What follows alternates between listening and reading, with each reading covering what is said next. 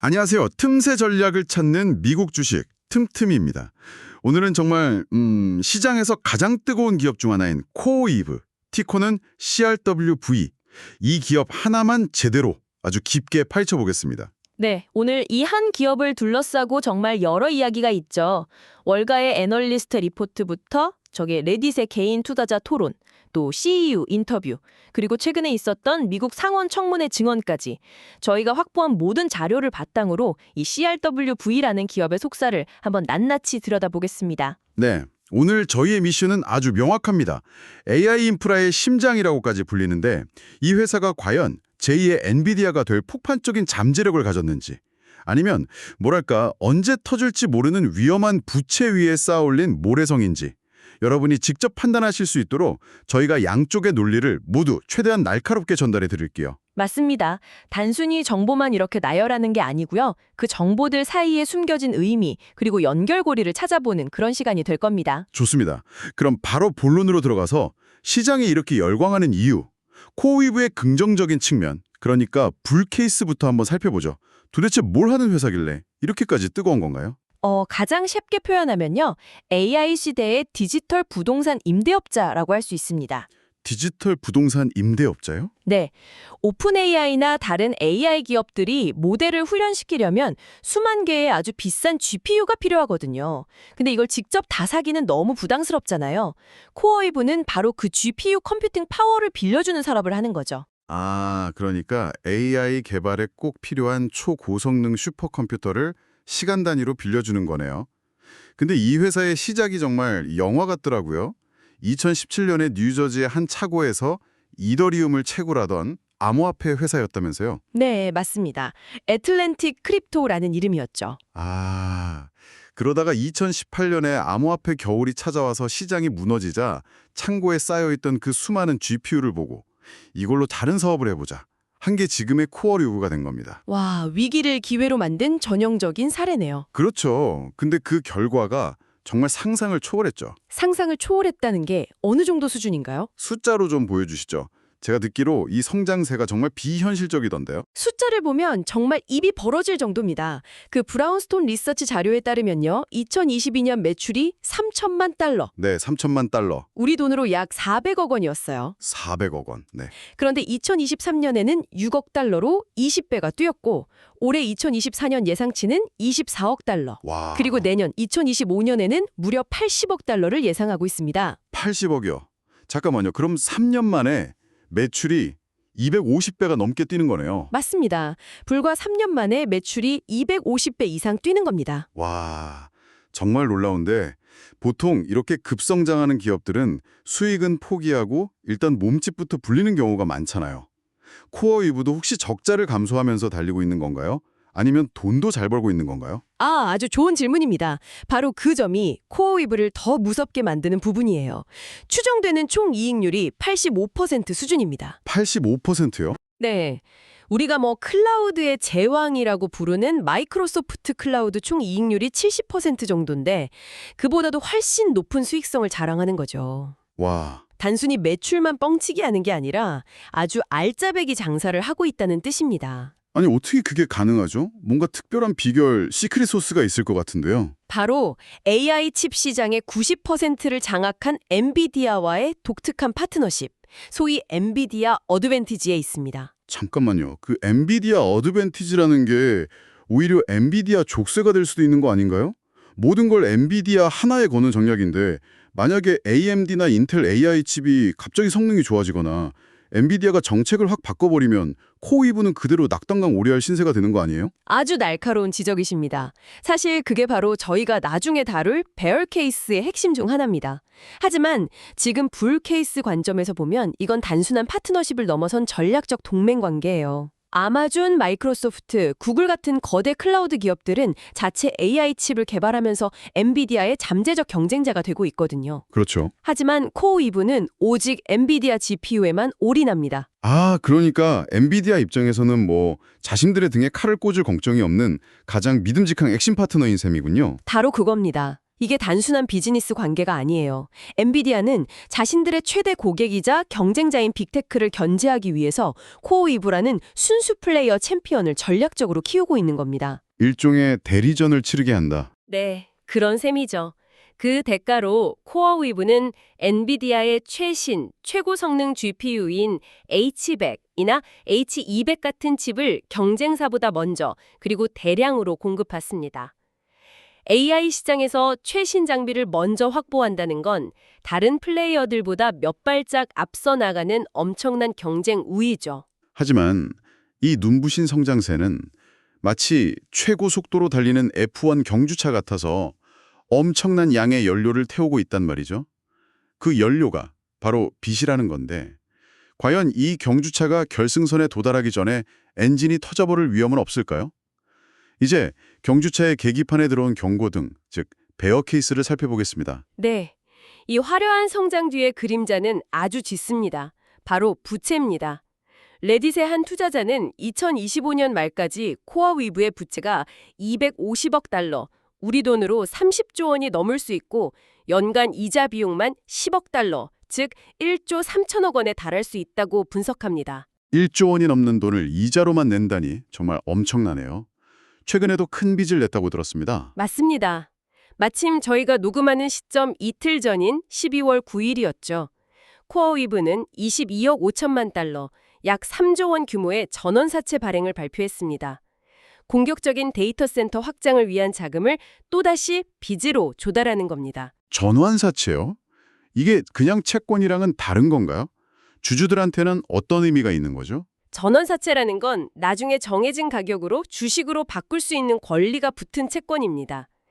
기업 입장에서는 당장 이자 부담이 적다는 장점이 있지만 투자자 입장에서는 미래에 이게 전부 주식으로 전환되면 기존 주주들의 지분 가치가 희석될 수 있다는 잠재적 리스크를 안고 가는 거죠. 아, 회사가 잘 될 거라고 보고 돈을 빌려주는 거지만 그 과실을 나눠 가져야 한다는 의미도 됩니다. 그렇군요. 빚내서 사업을 확장하는 성장주의 전형적인 모습이네요. 재무지표상으로도 위험 신호가 뚜렷하게 보이나요? 네, 보입니다.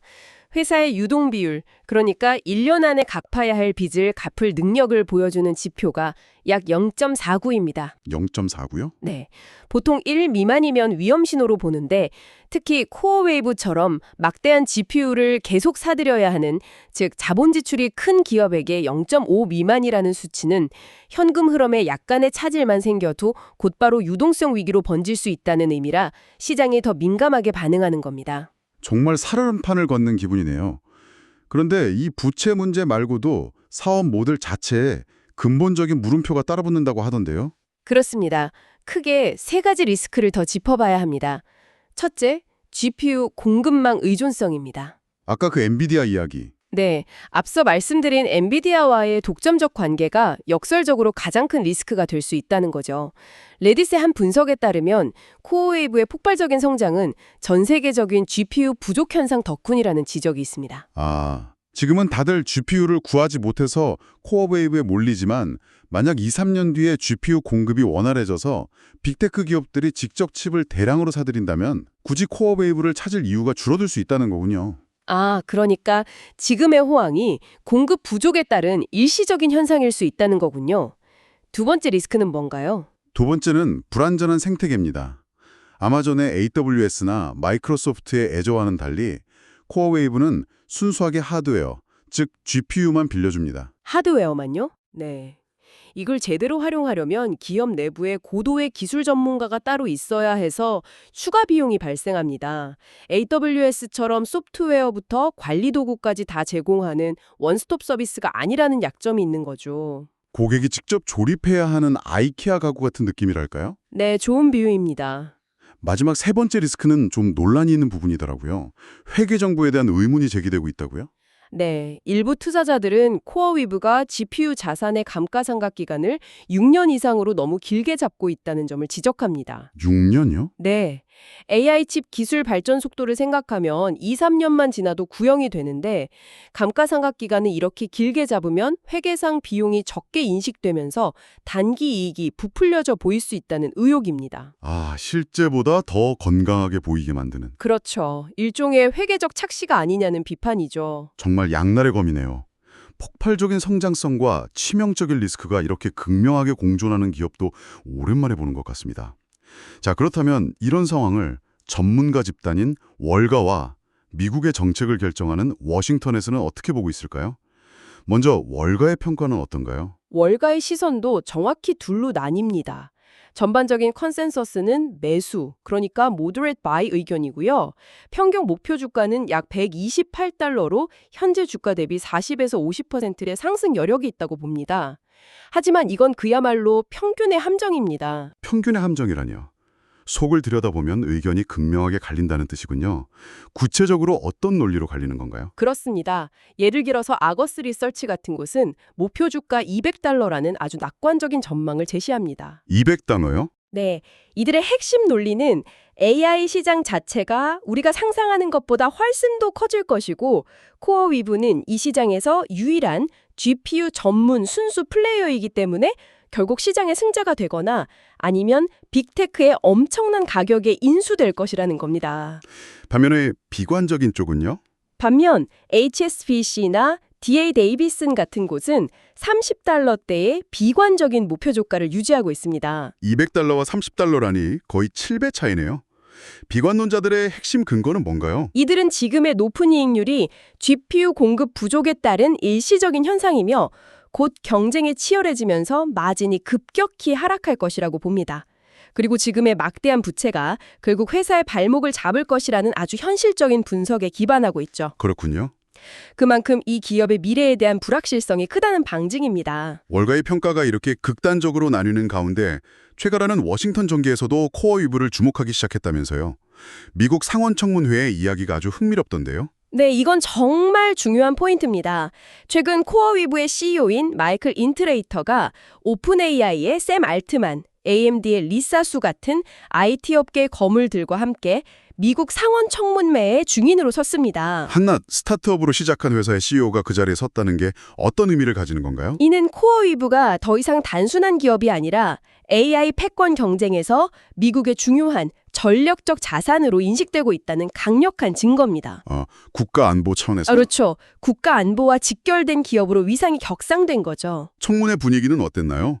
의원들이 인트레이터 CEO에게 구체적으로 어떤 질문들을 던졌고 또 어떤 점에 가장 큰 관심을 보였나요? 분위기는 놀라울 정도로 우호적이었습니다. 아, 정말요? 네, 의원들은 주로 AI 기술이 중국에 넘어갈 가능성, 그리고 미국 내 공급망 안정성에 대해 집중적으로 질문했습니다. 인트레이터 CEO가 우리는 미국 땅에 미국의 기술로 미국의 AI 미래를 건설하고 있다고 답했을 때 긍정적인 반응이 나왔죠. 와, 사실상 청문회 자리가 코어이브를 국가 안보 자산으로 공인해주는 듯한 그런 분위기였습니다. 그렇다면 회사가 단순히 돈을 버는 것을 넘어서서 국가적인 아젠다와 연결되어 있다는 거군요. 정합합니다. 인트레이터 CEO는 이 자리에서 AI 인프라 경쟁은 중국과의 국가적 경쟁이라고 강조하면서 안정적인 정책, 또 데이터 센터 건설에 필요한 에너지 인프라 확충, 그리고 글로벌 시장 접근성 보장을 정부에 요청했습니다. 회사의 생존과 성장이 국가적 의제와 깊숙이 연결되어 있음을 보여주는 대목이죠.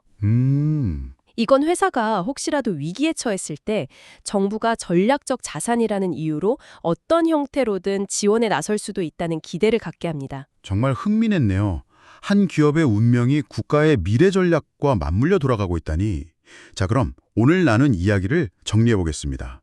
코어이브는 AI 혁명의 최전선에서 엔비디아라는 강력한 날개를 달고 폭발적으로 성장하는 기업인 동시에 언제 터질지 모르는 막대한 부채와 사업 모델에 리스크를 안고 있는 양날의 검과 같습니다. 맞습니다. 그래서 마지막으로 여러분이 생각해 볼 만한 질문을 하나 던져드리고 싶습니다. 2000년대 초반 닷컴 버블 시절에 인터넷 통신에 필수적인 라우터 장비를 공급했던 시스코라는 회사가 있었습니다. 아, 시스코. 네. 당시 모두가 시스코가 미래 인터넷 세상을 지배할 것이라 믿었고 주가는 하늘 높은 줄 모르고 치솟았죠. 하지만 버블이 꺼지면서 주가는 큰 조정을 겪었습니다. 아, 그 유명한 시스코 사례가 떠오르는군요.